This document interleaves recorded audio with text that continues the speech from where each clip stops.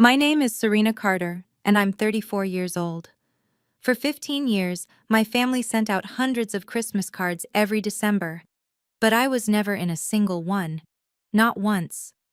When I finally asked my father why, he looked me dead in the eyes and said, "Because you don't photograph well with us, Serena."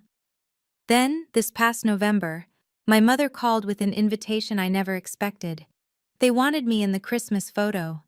After a decade and a half of erasure, suddenly, I was welcome. I arrived at the studio 30 minutes early. What I overheard through that door made me turn around and walk out without a word. And what I mailed to my grandmother 3 days later, it made my sister call me screaming at 2 in the morning. Before I tell you what happened, please take a moment to like and subscribe, but only if this story resonates with you, and drop a comment telling me where you're watching from and what time it is there. To understand why I did what I did, I need to take you back 15 years, to the first Christmas I was erased from my family's picture. I was 19 that first year, a freshman home from college for Christmas break, still naive enough to believe my family was normal. Mom announced over breakfast that we'd be doing professional photos at Harrison's studio downtown. "The whole family," she said, spreading jam on her toast. "Wear something nice." I spent 2 hours picking out a forest green sweater dress, did my makeup carefully, even curled my hair, which I almost never bothered with back then. When we arrived at the studio, a man with a camera around his neck looked up from his equipment, his brow furrowed slightly. "I thought it was just 3 today." Mom smiled that polished smile she reserves for strangers. "Serena's just here to watch, right, honey?" I stood frozen in the doorway. "I thought we were all getting photographed?" Dad grabbed my elbow and steered me into the hallway. His grip was firm, not painful but deliberate. "You don't photograph well with us, Serena." His voice was low, matter-of-fact. "Something about how you look under studio lights. The cards need to be perfect." "But Dad, I don't understand." "You don't need to understand." He released my arm. "You just need to wait outside." I sat in the lobby for 45 minutes. Through the glass partition, I watched the photographer position my parents and Megan. I watched them laugh at something he said. I watched Megan toss her blonde hair and strike poses like she'd been doing this her whole life. On my way to the bathroom, I passed a mirror. The studio lights caught my face. I looked fine. More than fine, actually. The green of my dress brought out my eyes. There was no lighting problem. There never had been. 3 years later, I graduated magna cum laude with a degree in accounting. I'd worked 2 jobs to pay for textbooks my parents said they couldn't afford. I'd pulled all-nighters in the library while Megan posted beach vacation photos from Cancun, a graduation gift from Mom and Dad for finishing her freshman year. The ceremony was held on a bright May afternoon. I walked across that stage with my head high, diploma in hand, 3 years of exhaustion and triumph compressed into a single moment. I found my family in the crowd afterward. Dad had his phone out. Mom was adjusting Megan's sundress. "Let's get some pictures," Mom chirped. "Megan, stand over there by the fountain." Megan, who was 19, who had just finished her first year of college, who wasn't even graduating. I watched them take 47 photos of my sister. I counted. "Mom?" I held up my diploma. "Could someone maybe—" "Oh, we'll get yours later, Serena. The light is perfect right now for Megan." They never got mine. I asked a stranger to take one photo of me. She was kind about it. That evening, I came home to find a new 8x10 frame on the living room wall. Megan in her sundress, grinning, the fountain sparkling behind her. My diploma sat on the kitchen counter where I'd left it. That December, I saw the Christmas card proof on Mom's desk. "The Carters, Merry Christmas." Megan stood between my parents, radiant in red. There was no empty space where I should have been. They'd positioned themselves perfectly, 3 people who formed a complete unit. But someone in my family had been sending me something every year, something I wouldn't discover for another 12 years. By 28, I'd built a life that didn't depend on my family's approval. Senior accountant at Morrison and Wells. A small apartment with exposed brick that I decorated myself. A savings account that grew a little larger every month. I met Marcus at a gallery opening. He was there photographing the event. I was there because a colleague had an extra ticket. He had kind eyes and paint-stained fingers, and when he smiled, it reached all the way up. 3 months into dating, he asked to see photos of my family. I went quiet. Everyone has family photos, Serena. He said it gently, not pushing. In my family, I said slowly, I'm the one who doesn't get to be in them. He didn't ask me to explain.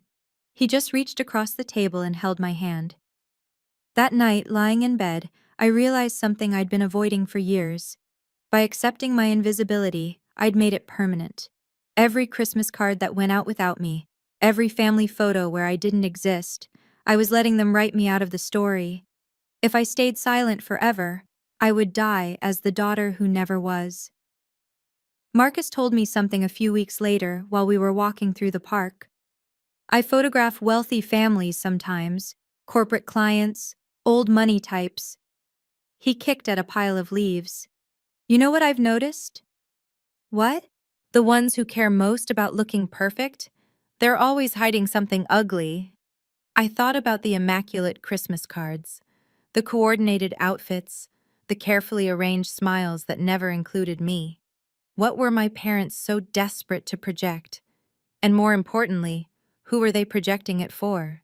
My grandmother Eleanor, my mother's mother, had always been a mystery kept at arm's length. She lived alone in a brownstone 3 hours upstate, surrounded by books and old photographs. Grandfather had left her comfortable when he passed, very comfortable, from what little I'd overheard. Growing up, I rarely saw her. Mom always had an excuse. Grandma's tired. Grandma's not feeling well. Don't bother, Grandma. But every year on my birthday, a card arrived with her spidery handwriting. Every Christmas, a small gift wrapped in brown paper. I'd call to thank her, and we'd talk for hours about books and birds and the garden she kept. Then, when I was around 20, the calls started going to voicemail.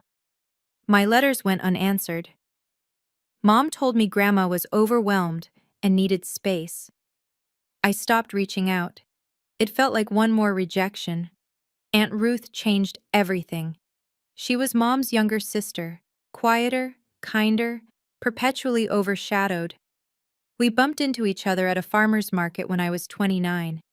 Your grandmother asks about you constantly, she said, examining a tomato like it held the secrets of the universe. I nearly dropped my coffee. She does? Diane tells her you're too busy, that you don't want to visit. Ruth's jaw tightened. But that's not true, is it? I thought Grandma didn't want to hear from me. Ruth set down the tomato. Your mother intercepts things, Serena. Letters, calls. She's been doing it for years. My stomach turned to ice. Grandma thinks you abandoned her, Ruth continued softly. And she's been heartbroken about it. She used to say you reminded her of herself, treated like an outsider in her own home. Something had been stolen from me. I just didn't know how much yet. November of this year. My phone rang on a Tuesday evening. Mom. I almost didn't answer. Serena. Her voice was strange, softer than usual. We're doing Christmas photos next Sunday. I waited for the punchline. We want you there this year. The words didn't compute. 15 years of exclusion and now this? After all this time? I kept my voice neutral, accountant voice. Numbers and facts, no emotion. Grandma Eleanor, Mom paused. She's not well. She wants to see the whole family together. Grandma wants this? Or you want this? Silence stretched between us. Both. Mom cleared her throat. So, you'll come? I need to think about it. Don't think too long. It's Sunday at 2. Harrison Studio. A beat. Oh, and wear red. That's the theme this year. She hung up before I could respond. I sat on my couch for a long time, staring at the phone. 15 years of you don't photograph well. 15 years of being erased from every holiday, every milestone, every representation of our family. And now, suddenly, I was worthy of inclusion. Because Grandma wanted it. I called Marcus. "What do you think?" I asked after explaining. "I think something's wrong."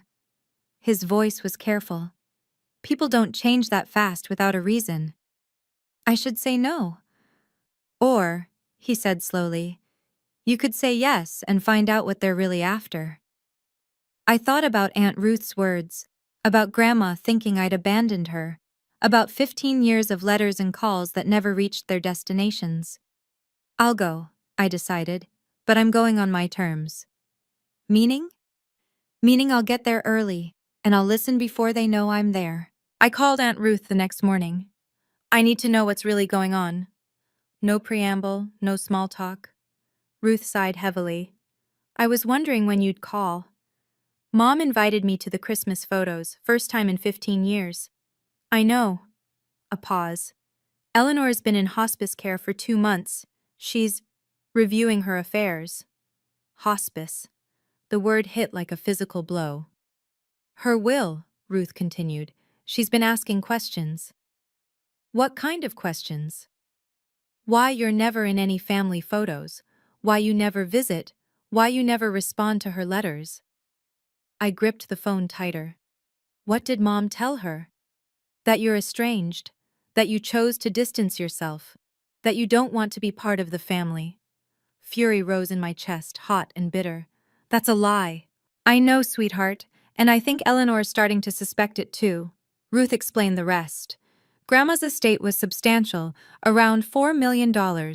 She'd originally planned to split it between her daughters and grandchildren, but recently she'd been asking pointed questions, demanding proof that the family was united. "Your mother told Eleanor that you'd be in this year's Christmas photo," Ruth said. "She promised. It's the only reason Eleanor hasn't changed anything yet." The pieces clicked into place with sickening clarity. They didn't want me in the photo because they missed me. They didn't want me because they finally valued me. They needed me as evidence, proof of a loving family that had never existed, a prop in their performance for a dying woman. "Ruth?" My voice was steady despite the earthquake inside me. "They're not going to get away with this." "What are you going to do?" "Tell Grandma the truth." That night, Marcus and I sat at my kitchen table. "You're really doing this?" He wasn't judging, just confirming. "I'm going to hear them say it themselves." I pulled a cardboard box from under my bed. "And then I'm going to show Grandma what they've been hiding." Marcus opened the box. His eyebrows rose.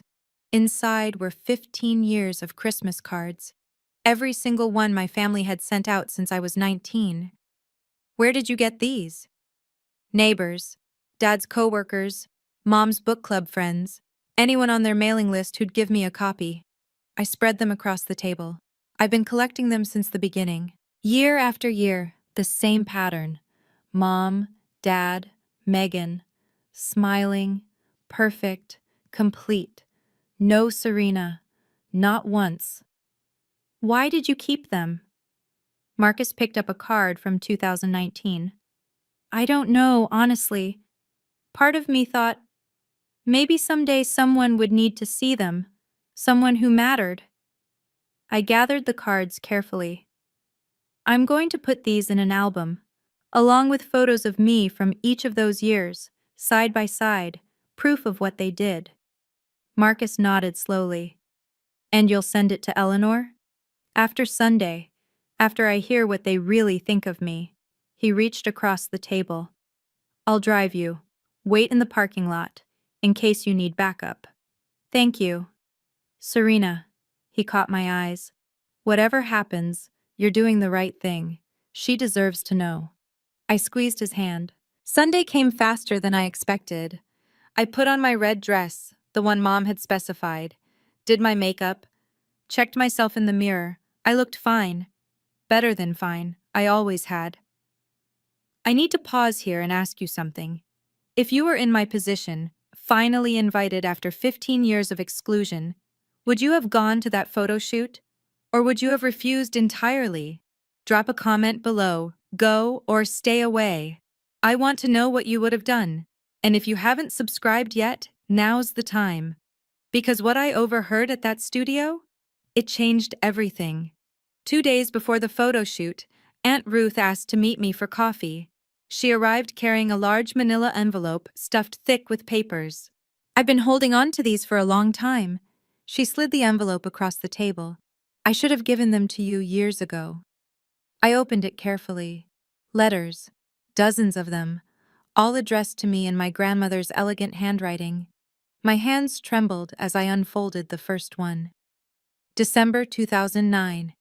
My dearest Serena, I haven't heard from you since your birthday. I hope you received the sweater I sent, the blue one that matches your eyes. Your mother says you've been busy with college. I understand, but please, when you have a moment, call your grandmother. I miss hearing your voice. All my love, Grandma Eleanor. I read another. And another. 15 years of letters I'd never received, birthday cards, Christmas notes, invitations to visit, questions about my life, my job, my hopes, and threading through all of them, confusion, hurt. A grandmother who couldn't understand why her granddaughter had stopped responding. 2018. Serena, if I've done something to offend you, please tell me. I've written so many times. I don't understand your silence. Have I lost you? Tears blurred my vision. She thought I abandoned her. My voice cracked. Diane intercepted everything. Ruth's face was tight with old anger. Incoming and outgoing, for 15 years. Why? Control, image, making sure Eleanor only saw the family Diane wanted her to see. I clutched the letters to my chest. These weren't just papers. They were proof, evidence of a relationship that had been deliberately destroyed. Grandma needs to see these. Yes, Ruth nodded. She does. Saturday night, the eve of the photo shoot. Marcus and I worked until midnight, assembling the album. Each page told a year of the story. On the left, that year's Carter family Christmas card, all three of them smiling, no space for a fourth. On the right, a photo of me from that same year, 19-year-old me in my dorm room holding a textbook, unaware I'd just been erased. 22-year-old me at my graduation, diploma in hand, alone. 25-year-old me at my first real job, standing in front of my cubicle, year after year. Their curated perfection beside my solitary reality. How long have you been planning this? Marcus asked, carefully aligning a photo. I didn't plan it. I smoothed down an edge. I just kept things, evidence, I didn't know what for. Instinct. Maybe. I added the final card, last year's, featuring my family in matching green sweaters. Maybe I always knew someday I'd need proof that I existed. We included copies of Grandma's letters too, the ones she'd sent that I never received, physical evidence of 15 years of deception. At the front, I placed a letter I'd written myself. Grandma, for 15 years I thought you'd forgotten me. I thought you didn't want to hear from me anymore. I was wrong. What you're about to see is the truth that was hidden from both of us. Not to hurt anyone, but because you deserve to know what happened. Because I was never the one who walked away. I've always loved you. Your granddaughter, Serena Marcus, closed the album gently. This isn't revenge, he said. No. I traced my finger across the cover. This is just finally being seen. Tomorrow, I would hear the truth from their own mouths. Then Grandma would see everything. Sunday. 1:30 p.m., 30 minutes early. Marcus dropped me off a block from Harrison's studio. Text me if you need anything. I will. The studio was in an upscale strip mall, all exposed brick and trendy lighting. The front door was locked. They weren't officially open on Sundays, but I knew from childhood that there was a side entrance for clients. I slipped through it quietly. The lobby was empty. Soft Christmas music played from hidden speakers. Through a glass partition, I could see the main studio being set up. Red backdrop, artificial snow, carefully positioned props. Voices drifted from the client waiting room. I pressed myself against the wall beside the door, which stood slightly ajar. Mom's voice. Megan's. "She's actually coming?" Megan sounded incredulous. "She confirmed yesterday." Mom's tone was clipped, businesslike. "She'll be here at 2. "I can't believe we have to do this." A dramatic sigh. 15 years of perfect cards, and now we have to include her. My heart hammered against my ribs. "It's one photo shoot, Megan." Mom's voice dropped lower. I strained to hear. 1 hour of pretending we're a happy family, then things go back to normal. But why does Eleanor even care? She's barely conscious half the time. She's conscious enough to call her lawyer. Silence. Then Dad's voice, coming from somewhere deeper in the room. "The will is $4 million, Megan. $4 million. We play nice for one afternoon," Eleanor signs off, "and we're set." I stopped breathing. "So Serena's just, what?" Megan again. "A prop?" Mom laughed softly. "She's always been a prop, sweetie. She just never knew it." I pressed my hand over my mouth to keep from making a sound. But I'd heard enough. I should have walked away then, but I needed to hear everything. "Run me through it again." Dad's voice was calm, calculating, the voice he used when discussing business deals. "Eleanor's been questioning why Serena's never in our photos." Mom sounded rehearsed. "I told her Serena's been busy with work, that she's a private person, that she doesn't like cameras." "She bought that?" "For a while, but lately she's been pushing. She told the lawyer she won't finalize anything until she sees proof that we're all unified." Megan snorted. "Unified, right. Hence the photo," Dad continued. "We take a nice family picture with all 4 of us, send it to Eleanor. She sees her granddaughter looking happy with us, signs the papers. Everyone wins." "And then?" Megan asked. "Then Serena goes back to wherever she goes. We don't see her until the next time we need her." Something cold settled in my chest. Not surprise. I'd suspected as much. But hearing it spoken aloud, so casually, so matter-of-factly, I had the printer mock up the cards already. Mom's heels clicked across the floor. "See? There's a blank space where Serena will stand. 1 click, done, she disappears again." I peered through the crack in the door. Mom was holding up a proof card. 3 smiling Carters with an empty space on the left, like a puzzle with a missing piece they'd only borrow when necessary. "She doesn't suspect anything?" Dad asked. "Serena?" Mom laughed dismissively. "She's been begging to be included for years. She's probably thrilled we finally asked." Megan giggled. "Desperate!" I stepped back from the door. They thought I was desperate. They thought I was pathetic. They were about to learn how wrong they were. I pushed open the door. 3 heads snapped toward me. For a moment, nobody moved. Mom's hand froze mid-gesture, still holding the mock-up card. Dad's face went blank. Megan's mouth fell open. "Serena." Mom recovered first, smile sliding into place like a mask. "You're early. We weren't expecting." "I know." My voice came out steady, calm. "I heard everything." The mask flickered.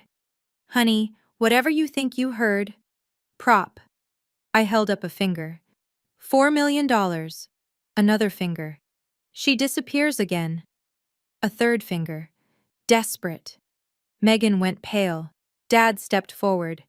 "Now, Serena, let's not overreact." "I'm not overreacting." I looked at him directly. "I'm finally reacting appropriately." "You're misunderstanding the situation." Mom's voice had an edge now. "We wanted you here. We've always wanted you here." "Really?" I gestured at the mock-up card in her hand. "Is that why you designed the card with a blank space? So you could insert and delete me as needed?"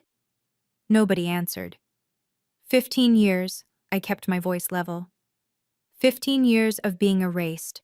And the only reason you want me now is to trick a dying woman into thinking you're a real family. "That's not," Megan started. "I'm done." I turned toward the door. Don't contact me again. Serena, Mom's voice turned sharp. If you walk out that door, don't you ever come back. I paused at the threshold. Mom. I looked over my shoulder. I was never really allowed inside in the first place. I walked out into the December sunlight. Marcus was waiting by the curb. He took one look at my face and opened the passenger door without a word. Drive, I said. We have a package to send. We drove straight to Aunt Ruth's house. She was waiting on the porch as if she'd known I was coming. I take it the photo shoot didn't happen? She asked as I climbed out of the car. It happened, just not the way they planned. I retrieved the album from the back seat. The weight of it felt significant now. 15 years of evidence, bound in leather. I need to get this to Grandma. I held it out. But Mom will intercept anything I send directly. Ruth nodded slowly. I visit Eleanor every Tuesday and Thursday. I can bring it myself. You do that? Serena. Ruth's eyes were bright. I've watched my sister erase you for 15 years. I should have done something sooner. She took the album carefully. Let me make it right. Marcus helped me add the final touches, copies of Grandma's intercepted letters, photos showing our timeline. Everything organized, chronological, undeniable. Are you sure? Marcus asked quietly as Ruth prepared to leave. She deserves the truth. I watched Ruth's car pull away. They've been lying to her for 15 years. About me, about our family, about everything. What do you think she'll do? I didn't know. Part of me hoped she'd understand. Part of me was terrified she'd reject me too. Believe my mother's version over mine. But I was done hiding from the truth just because it might hurt. Whatever she decides, I said. At least she'll decide based on reality, not the fiction Mom created. That night I barely slept. Barely. Somewhere in a hospice facility 3 hours away, my grandmother was about to learn that the granddaughter she thought had abandoned her had been stolen from her instead, and nothing would ever be the same. 3 days passed, the longest 3 days of my life. Tuesday evening my phone rang. Aunt Ruth. She saw it. Ruth's voice was thick with emotion. She saw everything. I gripped the counter to steady myself. And?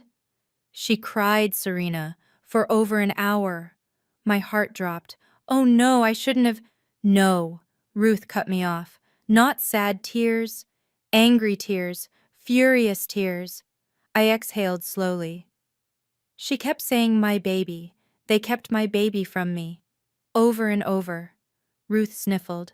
She couldn't believe Diane would do this, her own daughter. Does she believe me? Honey, she has 15 years of letters she wrote to you in her own handwriting. Letters you never responded to because you never received them.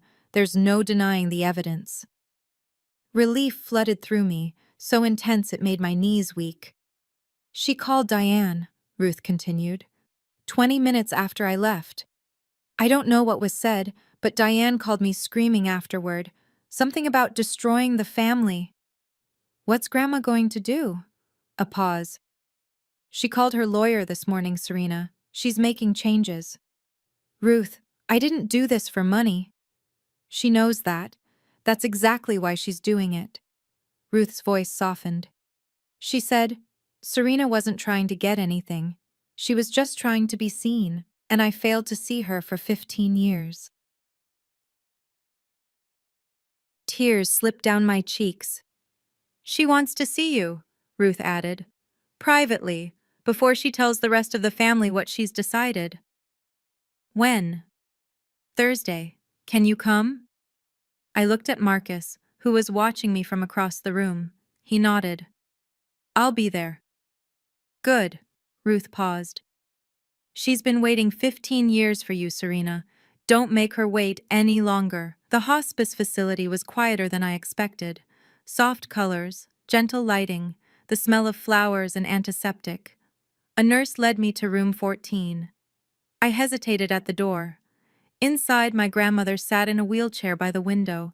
The album was open on her lap. Even from the doorway, I could see she'd been studying it. She looked up. For a moment, neither of us spoke. Her eyes, still sharp despite everything, moved over my face like she was memorizing it. Serena. Her voice was thin but warm. My beautiful girl. I crossed the room in 3 steps and knelt beside her wheelchair. She reached out with trembling hands and cupped my face. You didn't abandon me. Tears traced the lines of her cheeks. You were kept from me. I didn't know, Grandma. My own tears fell freely now. I thought you didn't want to hear from me. I know, sweetheart. I know now. She pulled me into an embrace. She smelled like lavender and old books, exactly as I remembered from childhood. We stayed like that for a long time. Finally, she released me and gestured to the album. I signed new papers this morning. My lawyer was here at 8. Grandma, you don't have to— Hush. She held up a thin hand. I'm not doing this because of money. I'm doing this because of truth. She pressed a small envelope into my palm. I've written letters to everyone. Diane, Harold, Megan, Ruth, explaining why I've changed things and what I know now. What happens when they read them? Grandma smiled, tired but resolute. Then they'll finally understand that you can't build a family on lies, and that I always knew which granddaughter truly loved me. Let me pause here again. Do you think I did the right thing, sending that album without warning? Or should I have confronted my parents directly first? Comment below, right or wrong, and tell me why. I genuinely want to know. And if you're still watching, hit that bell icon, because when my sister finally got through to me, her voice told me everything was about to explode. The call came at 2 a.m. I'd been asleep, finally peaceful for the first time in weeks, when my phone lit up. Megan's name flashed on the screen. I answered on the 3rd ring. What did you do? Her scream was so loud, I had to hold the phone away from my ear. Marcus stirred beside me, instantly alert. Hello to you too, Megan. Grandma sent letters, to all of us. Dad's pacing the living room like a crazy person. Mom is crying, actually crying, Serena. I sat up slowly, kept my voice calm. I told Grandma the truth. The truth? Megan's laugh was sharp and hysterical. You destroyed us. You showed her all those cards and letters and the evidence? You're supposed to be family. Am I? I asked quietly. Because families don't erase each other. Families don't intercept letters for 15 years. Families don't call each other props. Silence on the other end. Grandma cut Mom's share in half. Megan's voice cracked.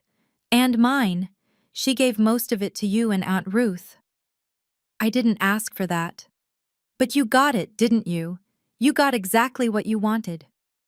What I wanted, I said slowly, was for Grandma to know I didn't abandon her. What I wanted was for her to see me, really see me, before she dies. The money was never the point. Easy to say when you're getting it. Megan. I was tired now, tired of explaining, tired of justifying. I'm not going to apologize for telling the truth. If the truth destroyed something, then it wasn't worth protecting. You'll regret this. No. I looked at Marcus, who was watching me steadily. I really won't. I hung up. Dad called the next morning. His voice was different. Not angry, cold, calculated. The voice he used when negotiations weren't going his way. You've made a serious mistake, Serena. Good morning, Dad. This isn't a joke. He exhaled sharply. Do you understand what you've done to this family? I showed Grandma the truth. If the truth damages the family, maybe the family was already broken. 15 years of stability, 15 years of maintaining relationships, and you threw it all away because you're bitter about some photographs? Something snapped inside me. Stability? I laughed, but there was no humor in it. You call erasing your daughter from every family picture stability? Intercepting her grandmother's letters for 15 years? That's not stability, Dad. That's cruelty. You don't understand the pressures we faced. I understand perfectly. You needed the perfect image, and I didn't fit the frame. Silence stretched between us. Then his voice shifted, softer, almost conciliatory. Eleanor has left you a significant portion. If you were to speak to her, convince her to reconsider, we could work something out, split the difference. I let his words hang in the air. You're trying to negotiate with me, right now. I'm trying to be reasonable. No. My voice was steel. You're trying to buy my cooperation, just like you tried to use me as a prop to get her signature. Serena. I'm done, Dad. Don't call me again. If you hang up, that's it. We're finished. I thought about 15 years of empty spaces, of letters that never arrived, of a grandmother who died a little each day thinking I'd abandoned her. Dad, I said quietly, we were finished a long time ago. You just never noticed. I ended the call. 1 week later, Aunt Ruth called with updates. It's chaos over there. She didn't sound happy about it exactly, but she didn't sound sad either. Diane hasn't stopped crying. Harold's been calling Eleanor's lawyer trying to contest the changes. Can he? No. Eleanor was evaluated last month. Completely lucid. Her decisions stand. I poured myself a cup of coffee, trying to absorb the magnitude of what was happening. How much did she change? Diane and Megan went from getting about 40% each to around 15% combined. Harold gets nothing. He's not blood. The rest goes to you and me. Ruth paused. Eleanor said it's not about punishment. It's about acknowledging who actually loved her. I thought about the letters, the years of silence, the grandmother I'd lost and found again. What about the community? Do people know? Ruth sighed. Eleanor sent letters to several old friends too, explaining the situation, including copies of a few Christmas cards and her own letters that were returned unopened. Mom must be mortified. She is. Apparently, someone at church asked Harold if it was true that they'd hidden their own daughter from the family. He didn't have an answer. I felt something strange in my chest. Not satisfaction exactly, something more complicated. I didn't want to humiliate them, I said. I just wanted Grandma to know the truth. I know, Ruth's voice was gentle. But sometimes the truth has consequences. They built their image on a lie, Serena. When the lie collapsed, so did the image. How's Megan taking it? She tried to call Eleanor to apologize. Eleanor refused to speak to her. A beat. She said the only granddaughter she wanted to talk to was you. Christmas arrived 3 weeks later. Marcus and I spent Christmas Eve with Aunt Ruth, making dinner and watching old movies. It was simple, quiet, perfect. On Christmas morning, I found a card in my mailbox. No return address, but I recognized the handwriting immediately. Mrs. Patterson, my parents' neighbor for 20 years. I opened it with trembling fingers. Inside was this year's Carter family Christmas card. I studied it for a long time. There they were, Mom, Dad, Megan, arranged in front of a decorated tree. But something was different this year. Their smiles looked strained. Dad's jaw was tight. Mom's eyes seemed puffy, even through the professional editing. Megan stood slightly apart from the others, arms crossed. There was no cheerful caption this year. No happy holidays from the Carters, just a simple season's greetings, in impersonal script. And there was no empty space where I should have been. They'd positioned themselves tightly together, 3 people trying to look like a complete unit. But the composition was off, unbalanced, like something was missing that they couldn't quite hide. What is it? Marcus came up behind me, coffee in hand. I showed him the card. Huh. He tilted his head. They look miserable. Yeah. I set the card on the counter. They do. Does that make you happy? I considered the question honestly. No, I admitted. It makes me sad. But not for me anymore. For them. Marcus wrapped an arm around me. 15 years ago, they cut you out of their picture. Now they can't cut out the empty space you left behind. I leaned into him. They'd tried so hard to erase me. And now, even in their photos, my absence was louder than my presence ever could have been. On December 27th, we drove to the hospice facility. Grandma Eleanor was waiting in her room, wrapped in a soft blue cardigan despite the warmth. The album still sat on her nightstand. She hadn't let it out of her sight since Ruth delivered it. "My family," she said when we walked in. Ruth had arrived earlier. She stood by the window smiling as Marcus and I approached. "Let me get a picture." Ruth pulled out her phone. "A real family photo." Grandma reached for my hand. I knelt beside her wheelchair while Marcus stood behind us, his palm warm on my shoulder. Ruth snapped the photo. I heard the click and smiled, genuinely smiled, for the first time in years. "This," Grandma said, looking at the phone screen, "this is what family looks like. Imperfect, real, full of people who actually love each other." She reached into the pocket of her cardigan and pressed something into my palm. A small envelope, my name written in her shaky script. "Open it," she urged. Inside was a photograph, old, slightly yellowed at the edges. A woman in a hospital bed, exhausted but radiant, cradling a newborn. Grandma, holding me. The day I was born, I turned it over. "Serena, the light of my life. The moment I held you, I knew you were special." Tears spilled down my cheeks. "You kept this?" "Always." She squeezed my hand with surprising strength. "They tried to make you invisible, sweetheart, but you were never invisible to me." We stayed until evening, talking about everything and nothing. Marcus made her laugh. Ruth told stories from her childhood. I held my grandmother's hand and memorized every line of her face. It would be our last Christmas together. But it was also our first real one. Grandma Eleanor passed away on March 3rd. Peacefully, Ruth said, in her sleep. The photograph of her holding newborn me was clutched in her hands. The funeral was held on a cold Tuesday. Gray skies, scattered rain, the kind of weather that matched grief. I sat in the front row with Ruth and Marcus. My parents and Megan sat on the opposite side of the aisle. We didn't speak. We didn't even make eye contact. The service was simple.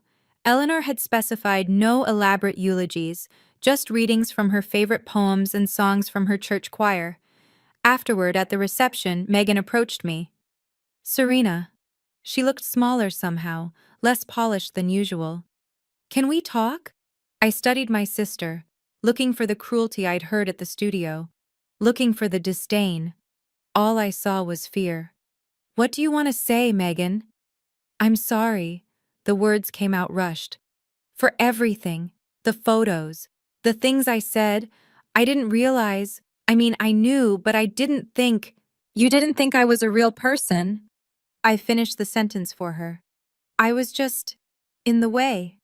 Her silence confirmed it. "Megan," I kept my voice gentle, "I forgive you. I really do." Relief flooded her face.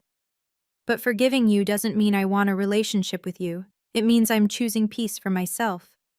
Her face crumpled. "I need you to understand something," I continued. "I'm not doing this to hurt you. I'm doing this because I've spent 34 years trying to earn a place in a family that never wanted me. I'm done trying." I touched her arm briefly, a final gesture. "I hope you find what you're looking for, but you won't find it through me." A month after the funeral, the estate was settled. Grandma left me the brownstone upstate, the one filled with books and photographs and memories of a woman I barely knew but always loved. Ruth received the same. My parents and Megan split a modest sum, enough to live comfortably, but far less than they'd expected. But the money wasn't what mattered. What mattered was the box. It arrived at my apartment one April morning, a wooden chest Ruth had found while cleaning out the brownstone. Inside were decades of photographs, Eleanor's entire life, documented in fading color and crisp black and white. I spread them across my dining table, Marcus beside me, and we searched through history. That's when I found it. A family photo from 1965. Eleanor's family. Her parents, her siblings gathered for some holiday. And there, at the edge of the frame, slightly apart from everyone else, a young woman with dark hair and uncertain eyes. My grandmother, 16 years old, standing outside the family circle, just like me. I turned the photo over. Someone had written a note. Eleanor, the difficult one, always causing problems. My breath caught. She was like me, I showed Marcus. She was the one they pushed aside too. And suddenly I understood. My mother, raised by a woman who'd been dismissed and diminished, had learned only how to dismiss and diminish in return. The cycle had continued because nobody had broken it. Until now. I looked at the photograph of teenage Eleanor, isolated, uncertain, longing to belong. The cycle ends with me, I said quietly. Marcus squeezed my hand. When we have children someday, they'll know they're loved. They'll be in every photograph, every story. I won't let history repeat itself. It's been 8 months since that Christmas photo shoot I walked away from. I'm sitting now in Grandma's brownstone, my brownstone, watching autumn leaves fall outside the window. Marcus is in the kitchen making coffee.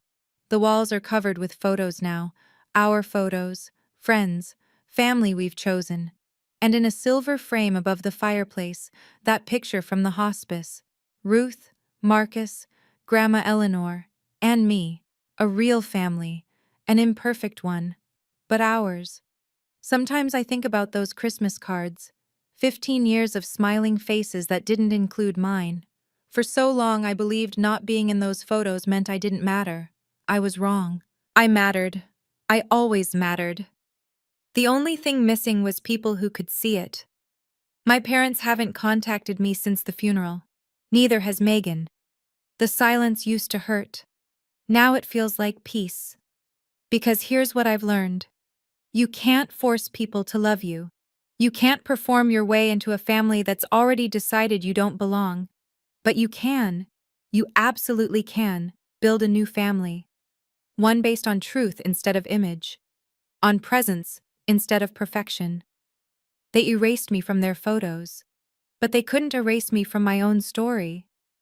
If you're watching this and you've ever felt invisible, in your family, at work, anywhere in your life, I want you to know something. You are not the problem. Their inability to see you is not a reflection of your worth. And one day, you'll find people who see you clearly, who make space for you, who never ask you to disappear. That's my story. Now I want to hear yours. Have you ever felt erased by your own family? Tell me in the comments. I read every single one. You're not alone. You never were. Thank you for staying with me until the end. If this story meant something to you, hit that subscribe button and turn on notifications. It tells me you want more stories like this. Check the description for similar stories you might love. I promise they'll keep you watching just as long. Drop a comment. Where are you watching from? And what would you have done in my place? See you in the next one.